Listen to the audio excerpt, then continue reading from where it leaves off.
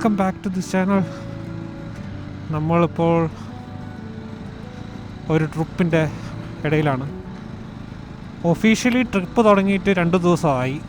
Actually ഞാൻ എന്താ ചെയ്തതെന്ന് വെച്ച് കഴിഞ്ഞാൽ ഈ ബൈക്ക് ചണ്ഡീഗഡിലോട്ട് ഷിപ്പ് ചെയ്തെന്ന് പറഞ്ഞാൽ കൊറിയർ സർവീസ് ത്രൂ ഷിപ്പ് ചെയ്തു. എന്നിട്ട് ഞാൻ ട്രെയിനിൽ ഇന്ന് രാവിലെ ഇവിടെ ഒന്നിറങ്ങി, ഒന്ന് ഫ്രഷനപ്പായി, ബൈക്ക് റിസീവ് ചെയ്തു. ഇപ്പം നമ്മൾ നേരെ ശ്രീനഗറിലേക്ക് പോവുകയാണ്. ബട്ട് ഏതുവരെ എത്തുമെന്ന് അറിയില്ല. ഇപ്പോൾ ഉച്ച അറൗണ്ട് 1 മണിയായി, 12:53. രാവിലെ 9 മണിയൊക്കെ ആകുമ്പോഴാണ് എത്തിയത്. സമ്പർക്ക് ക്രാന്തി എക്സ്പ്രസ് നമ്മുടെ ഷൊർണൂർ ടു ചണ്ഡീഗഡിലുള്ള വണ്ടിയാണ്. ട്രെയിൻ യാത്ര കുഴപ്പമില്ലായിരുന്നു.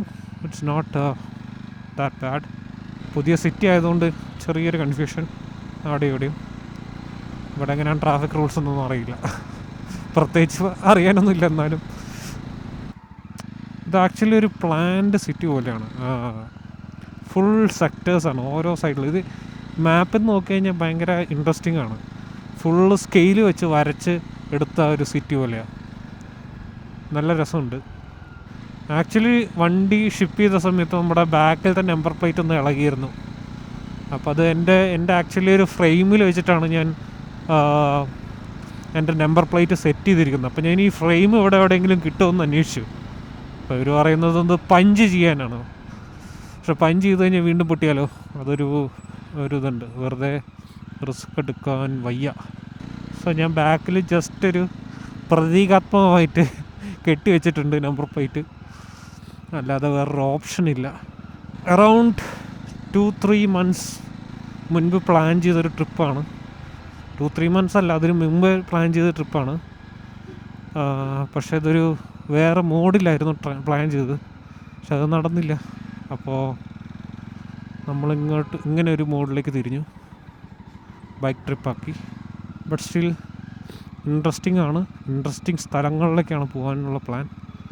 പിന്നെ എൻ്റെ ഒരു വണ്ടി it's not an ADV actually, it's a proper cruiser. ഞാൻ പോകുന്ന സ്ഥലം കുറച്ച് അഡ്വഞ്ചറസ് ഒക്കെ ആയിട്ടുള്ള സ്ഥലമാണ്. എങ്ങനെ പെർഫോം ചെയ്യുന്നോ അല്ലെങ്കിൽ എന്തൊക്കെ പ്രതിസന്ധികൾ ഫേസ് ചെയ്യേണ്ടി വരുന്നൊന്നും എനിക്കറിയില്ല. But still I will try my level best. Actually ഞാൻ ട്രെയിനിൽ വെച്ചൊരു പഞ്ചാബി ഹവിൽദാറിനെ പരിചയപ്പെട്ടു. പുള്ളിയാണ് എനിക്ക് എങ്ങനെ പോകണം എന്നുള്ളൊരു ചെറിയൊരു ഐഡിയ തന്നത്. പുള്ളി പറയുന്നത് ഡയറക്റ്റ് മാപ്പിൽ കാണിക്കുന്ന പോലെ റൂട്ട് എടുത്തു കഴിഞ്ഞാൽ ഒരുപാട് ചുറ്റലാണ്. പത്താൻകോട്ടാണ് പുള്ളി പറഞ്ഞ ഡെസ്റ്റിനേഷൻ. വേണമെങ്കിൽ പത്താൻകോട്ട് പോയി സ്റ്റേ ചെയ്തെന്ന് പറഞ്ഞു. ബട്ട് സ്റ്റിൽ എങ്ങനെയാണെന്നറിയില്ല. ഇവിടുന്ന് ഒരു 137 കിലോമീറ്റേഴ്സ് കഴിഞ്ഞ് കഴിഞ്ഞാൽ ഹോർസൈർപൂർ എന്ന് പറഞ്ഞൊരു സ്ഥലമുണ്ട്. പുള്ളി അങ്ങോട്ടേക്ക് മാപ്പ് ഇട്ടിട്ട് പിന്നെ അവിടുന്ന് പത്താൻകോട്ട് ഇടാനാണ് പറഞ്ഞത്. സോ ഞാൻ അങ്ങനെയാണ് ചെയ്തുകൊണ്ടിരിക്കുന്നത്. പിന്നെ അതുമാത്രമല്ല, ഇടയിൽ വല്ല ചില ഡൈവേഷൻസും കാര്യങ്ങളൊക്കെ വരാൻ ചാൻസ് ഉണ്ട്. അതൊക്കെ സൂക്ഷിച്ചെടുക്കാൻ പറഞ്ഞു. കറക്റ്റ് മാപ്പ് നോക്കി കറക്റ്റ് റോഡിൽ തന്നെയാണോ കയറണോ ഇല്ലയെന്ന് നോക്കണം. എനിക്ക് ഒന്ന് തെറ്റിക്കഴിഞ്ഞ് കഴിഞ്ഞാൽ ആകെ മൊത്തം കുളമാകുമെന്നാണ് പറഞ്ഞത്. ലാസ്റ്റ് തവണ വന്നപ്പോൾ ഞാനിവിടെ വന്നിട്ട് റെൻ്റൽ ഇതെടുത്താണ്, ഒരു ഹിമാലയൻ ബൈക്കാണ് റെൻ്റ് എടുത്ത് പോയത്. ഐ തോട്ട് ദിസ് ടൈം നമ്മളൊരു സ്വന്തം വണ്ടിയിൽ തന്നെ വരിക, അത് കുറച്ചും കൂടി ഒരു എന്താ പറയുക, ഒരു എക്സ്പീരിയൻസ് ആയിരിക്കും, പുതിയൊരു എക്സ്പീരിയൻസ് ആയിരിക്കും എന്നൊക്കെ ഞാൻ കരുതുന്നു. അറിയില്ല, ലെറ്റ്സ് സീ. ബൈക്കിൻ്റെ നമ്പർ പ്ലേറ്റ് പൊട്ടിയതല്ലാതെ വേറെ കൂടുതൽ ഡാമേജസ് ഒന്നും കിട്ടിയില്ല ഭാഗ്യത്തിന്. ഇവിടുത്തെ മോഡിഫിക്കേഷൻസൊക്കെ ഒരു രക്ഷയില്ല കേട്ടോ. ടയർ സൈസൊക്കെ ഉണ്ടില്ലേ, ഇത് ഇവിടുത്തെ ഒരു ആചാരമാണെന്ന് തോന്നുന്നു. വണ്ടി വാങ്ങിച്ചിട്ട് ടയർ അലോയി അപ്സൈസ് ചെയ്തില്ലെങ്കിൽ ഒരു കുറക്കം വരില്ല. ഇവിടെ ഇങ്ങനെ നമ്മുടെ വേറെയുള്ള സ്ഥലങ്ങളിലെ പോലുള്ള ട്രാഫിക് കൾച്ചർ പോലെ എനിക്ക് തോന്നുന്നില്ല. കുറച്ചും കൂടി ഡിസിപ്ലിൻഡ് ആയിട്ടാണ് എനിക്ക് തോന്നുന്നത്. എല്ലാവരും വലിയ ധൃതിയൊന്നും ഇല്ലാതെ നല്ല ശാന്ത സ്വഭാവം ഒക്കെ ഉണ്ട് വണ്ടി ഓടിക്കുമ്പോൾ. ഞാൻ പറ്റുകയാണെന്നുണ്ടെങ്കിൽ നല്ലൊരു വീഡിയോ ഞാൻ ഇതെല്ലാം കഴിഞ്ഞിട്ട്, ട്രിപ്പെല്ലാം കഴിഞ്ഞിട്ട് നാട്ടിൽ പോയിട്ട് സമാധാനത്തോടെ ഒരു വീഡിയോ ഇറക്കാം. പോകുന്നവർക്ക് ഹെൽപ്ഫുള്ളായിട്ട് എന്തെങ്കിലുമൊക്കെ കാര്യം പറ്റുന്ന പോലെയൊക്കെ ഞാൻ ആ വീഡിയോയിൽ പറഞ്ഞുതരാം. Just like how to transport your bike or how to take rentals. അതൊക്കെ കുറച്ചും കൂടി ബെറ്ററായിട്ട് പറഞ്ഞുതരാം.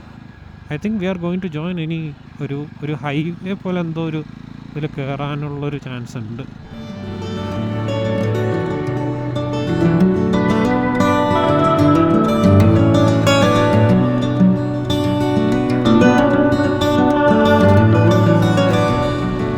അപ്പോൾ ഇപ്പോൾ ഏകദേശം സമയം 2:38 ഇവിടെ കൊടും ചൂടാട്ടോ, ഒരു വഴിക്കായി.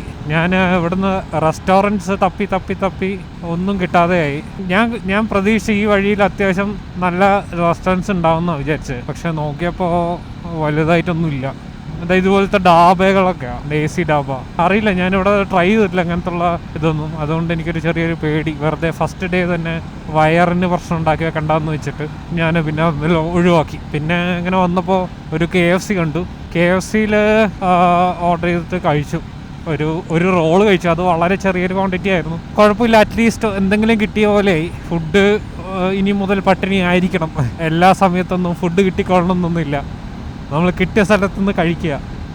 നല്ല സ്ഥലം എവിടെയാണ് കാണുന്നത് അവിടെ നിന്ന് കഴിക്കുക. ഭയങ്കര ടയറിങ് ആയിട്ടുള്ളൊരു ഡേ ആണെന്ന് തോന്നുന്നു. ഇന്നിപ്പോൾ തണുപ്പൊന്നും ഞാൻ പ്രതീക്ഷിക്കുന്നില്ല. It's long way to go. ഒരുപാട് ദൂരമുണ്ട് ഇവിടുന്ന് ലേയിലേക്ക്. അറൗണ്ട് ചണ്ഡീഗറിന്ന് ലേയിലേക്ക് അറൗണ്ട് 957 കിലോമീറ്റേഴ്സ് ഉണ്ട്. സോ എനിക്ക് തോന്നുന്നു ഈ റോഡ് എടുത്തതുകൊണ്ട് കുറച്ചെങ്കിലും ഇത് കുറഞ്ഞു കിട്ടുമായിരിക്കണം. അപ്പോൾ ഞാൻ നെക്സ്റ്റ് എടുത്ത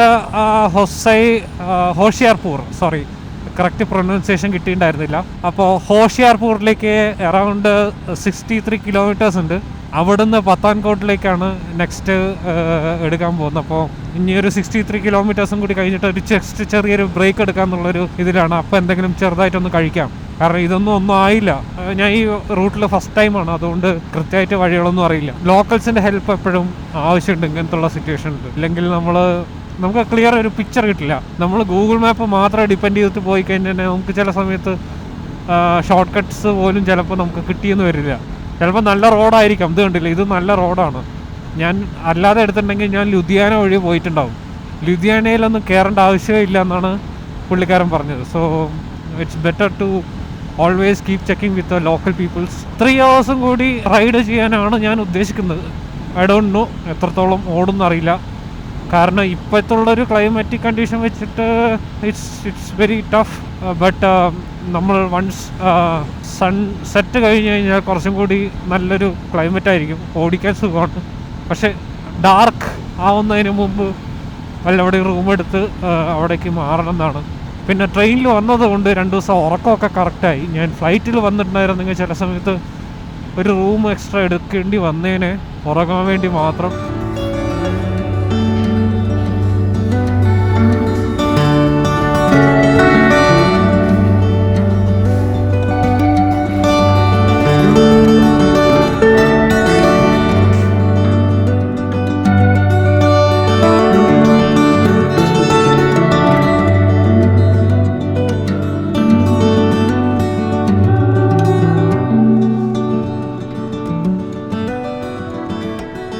ഒരു ബ്രേക്ക് എടുത്തു.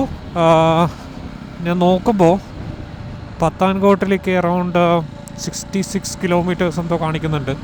പിന്നെ അതുമാത്രമല്ല കണ്ടിന്യൂസ് ആയിട്ട് ഒരു 1.5 മണിക്കൂർ ഓടിക്കുകയും ചെയ്തു. നല്ല ചൂടുണ്ട്.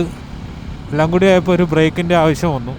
സോ ചെറിയൊരു ബ്രേക്ക് എടുത്തു. ഒരു ക്യാപ്ചിനോ ബർഗറും കഴിച്ചു. അറ്റ്ലീസ്റ്റ് വയറ് ഫുള്ളാകുന്നതിലല്ല, എന്നാലും കുറച്ച് എനർജി കിട്ടി. തീരെ എനർജി ഇല്ലായിരുന്നു രാവിലെ തൊട്ട് കഴിക്കാതിരുന്നിട്ടേ. ആകെ ഒരു ചെറിയൊരു റോള് കഴിച്ചു. അത് റോളിൻ്റെ ഒരു മിനി വേർഷനായിരുന്നു.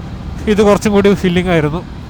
മാക്സിമം പത്താൻകോട്ടാണ് പിടിക്കാനുള്ള ഒന്നത്തൊരു ഇത്. പക്ഷെ എനിക്കറിയില്ല, ചിലപ്പോൾ നമുക്ക് സ്ട്രെച്ച് ചെയ്യേണ്ടി വരും. കാരണം എൻ്റെ നാളത്തെ പ്ലാൻ സോൻമാർഗിൽ എത്താനുള്ള ഇതാണ്.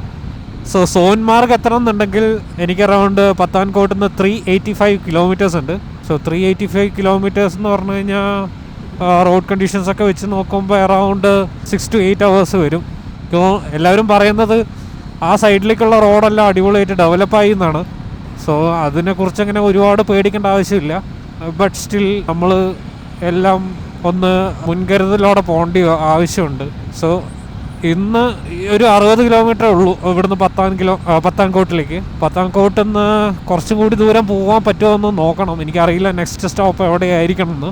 ഒരു 1 ഹവറിൻ്റെ ഉള്ളിലൊക്കെ പത്താംകോട്ട് എത്തുകയാണെന്നുണ്ടെങ്കിൽ അപ്പോൾ 6 മണിയാവും. ലെറ്റ്സ് സീ, കുറച്ചും കൂടി ദൂരം സ്ട്രെച്ച് ചെയ്യാൻ പറ്റുകയാണെങ്കിൽ സ്ട്രെച്ച് ചെയ്യണം. പക്ഷേ എനിക്ക് നൈറ്റ് ഡ്രൈവിങ്ങിലോട് വലിയ താല്പര്യമില്ല. എവിടെയെങ്കിലും ഒരു റൂം കിട്ടുകയാണെങ്കിൽ അവിടെ എടുത്തിട്ടിരിക്കുന്നതാണ് ഏറ്റവും ബെറ്റർ. ബട്ട് നാളത്തെ ഇതും കൂടി കാൽക്കുലേറ്റ് ചെയ്ത് വരുന്ന സമയത്ത് നമുക്കൊരു മിഡ് പോയിന്റ് ചൂസ് ചെയ്യേണ്ടി വരും. ഇങ്ങനെ റോഡൊക്കെ അടിപൊളി കേട്ടോ ഇവിടുത്തെ. എനിക്ക് കുറച്ചൊരു പാർട്ട് മാത്രമേ കുറച്ചൊരു ബാഡ് റോഡ് കിട്ടിയുള്ളൂ. അത് ഏകദേശം ഒരു 20 കിലോമീറ്റേഴ്സ് പോലും ഇല്ല, ഒരു 10 കിലോമീറ്റർ സ്ട്രെച്ച്.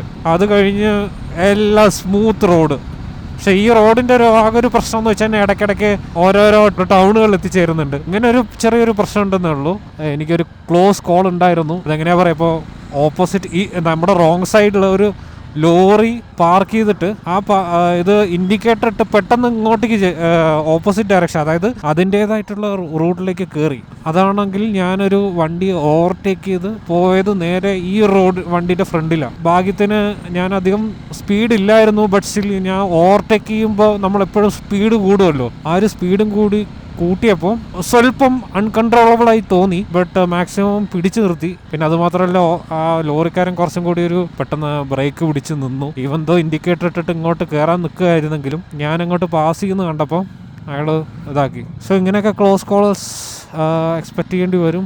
അതിൻ്റെതൊക്കെ ഒരു പാർട്ട് ആൻഡ് പാർസലാണ്. ബട്ട് സ്റ്റിൽ മാക്സിമം നമ്മൾ ഇങ്ങനത്തുള്ള പരിപാടികളിലൊന്നും പോയി വീഴാൻ പാടില്ല.